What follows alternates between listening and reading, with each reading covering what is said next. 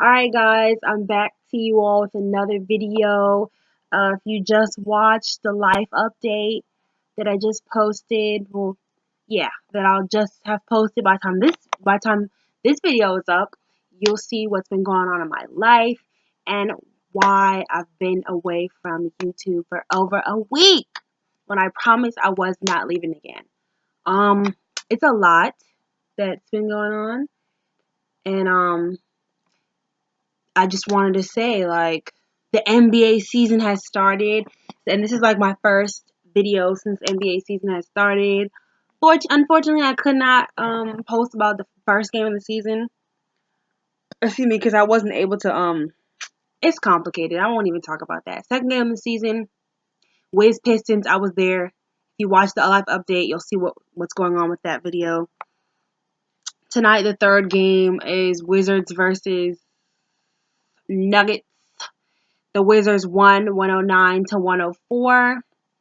Um, yeah, so I'm gonna get into it like I always do with the other team first, then our team second. And if you're a Nuggets fan, hey, but yeah, better luck next time. All right, so Wilson Chandler. All right, the top scorer of the night was Nikola Jokic. He had 29 points in 35 minutes, 5 assists, 9 rebounds. Paul Millsap had 17 points and 8 rebounds in 30 minutes. He was a crybaby as usual. You already know. He was crying and all that. Wilson Chandler had 7 points, 4 assists, 2 rebounds. Emmanuel Mudiay came out there and did 15 points in 19 minutes. Will Barton, Maryland stand up. Baltimore. We'll claim him though, even though Maryland don't really play Baltimore. He had 12 points in 30 minutes and 4 rebounds, 3 assists. Jamal Murray had 8 points in 29 minutes. He had 6 assists and 3 rebounds. He was out there so much. I thought he did more than that. Gary Harris had a really quiet night. He was out there for 34 minutes, but he only had 2 points. He had 6 assists though and 5 rebounds. So he was making an impact in the game, just not really offensively. Malik Beasley came out there and hit a 3. Yeah, that's basically it. Yeah, Kenneth Furry. I think it's Kenneth Furry. 6 points in 12 minutes, 6 rebounds, 1 assist or whatever. Mason Plumlee was out there with his tall self, 5 points. The Nuggets did what the Nuggets did. The Wizards, on the other hand, so Bill had 20 points. John Wall had 19 points, 12 assists, 1 rebound. Bill had 5 rebounds and 2 assists as well. Gortat came out there and scored 13 points. He had 5 rebounds and 2 assists. Even though it seemed like he had more rebounds than that, it really did. But Jody Meeks 5 points. Tim Frazier had 10 points. Tonight was his debut. Thomas Satoransky had 5 points in 5 minutes with 1 rebound. Kelly Oubre had 14 points, 4 rebounds in 38 minutes. He had an assist as well. Otto Porter came out there.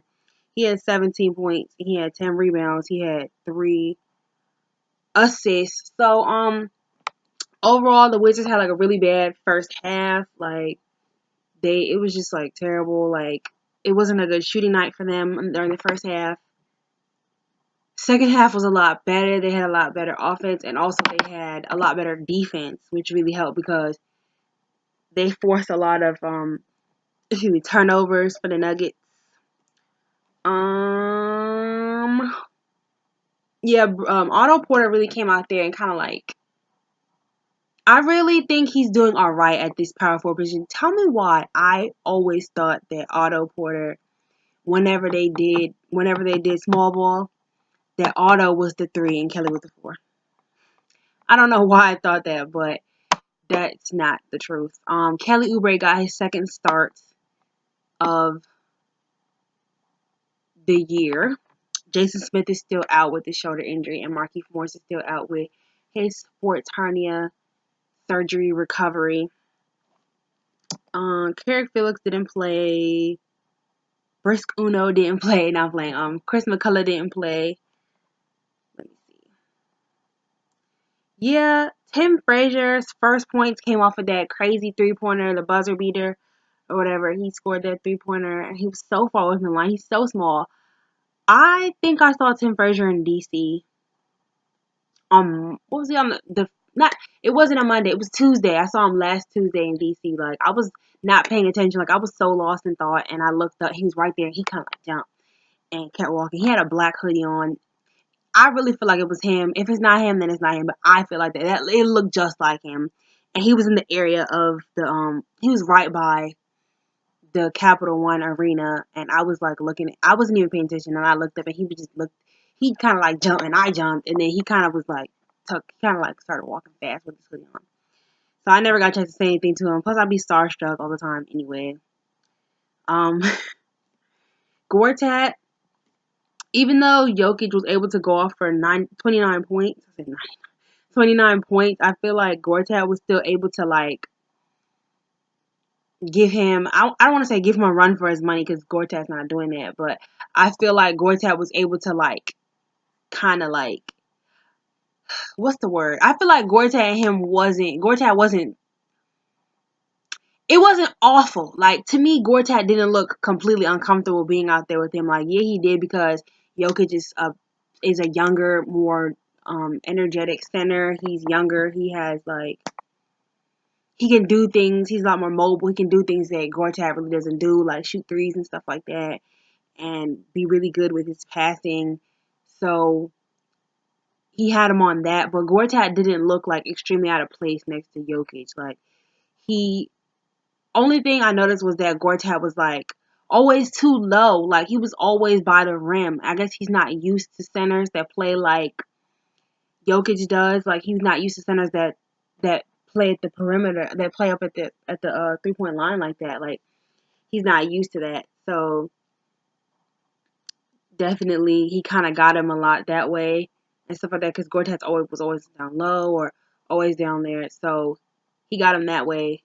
And Otto Porter, I was proud of him because what did he do?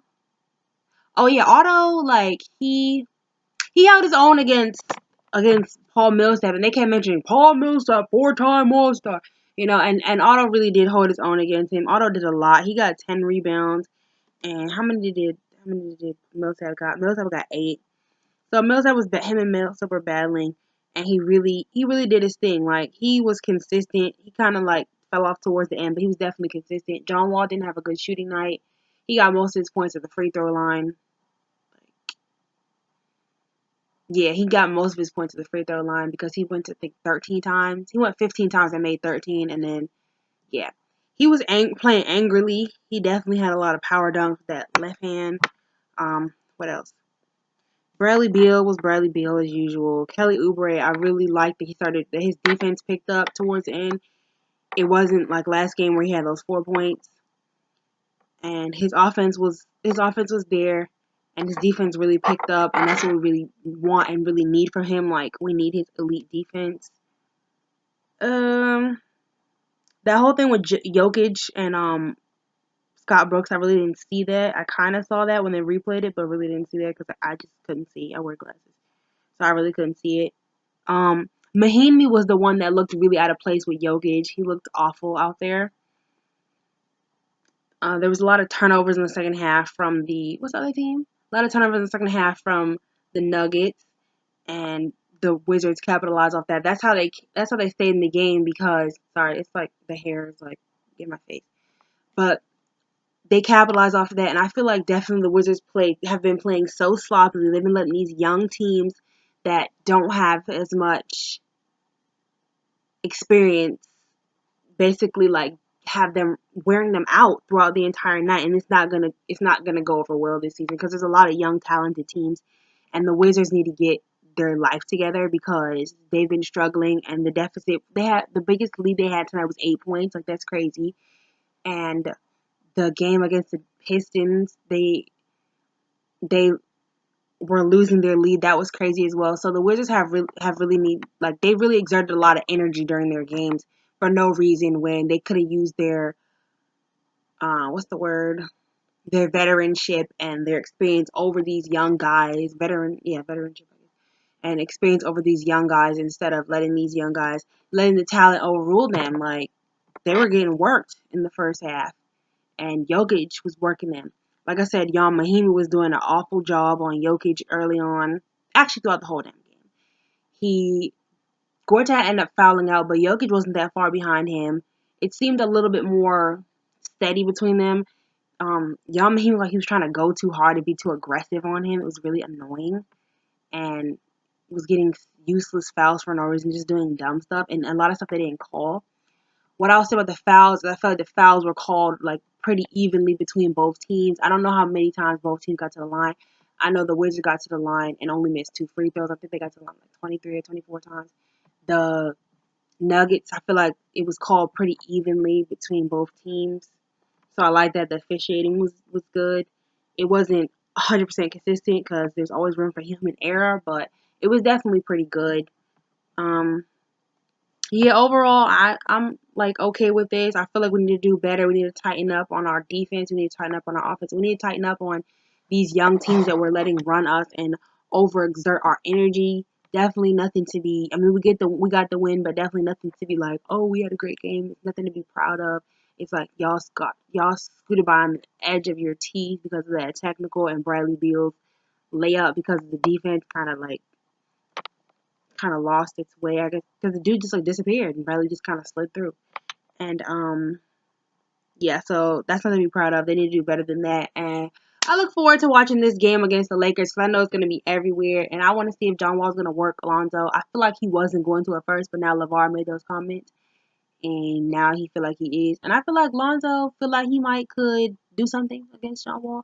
That's why he seems so calm. I mean, he always calm, but still, you never know. And maybe that's why LeVar have been talking like that. But I like LeVar.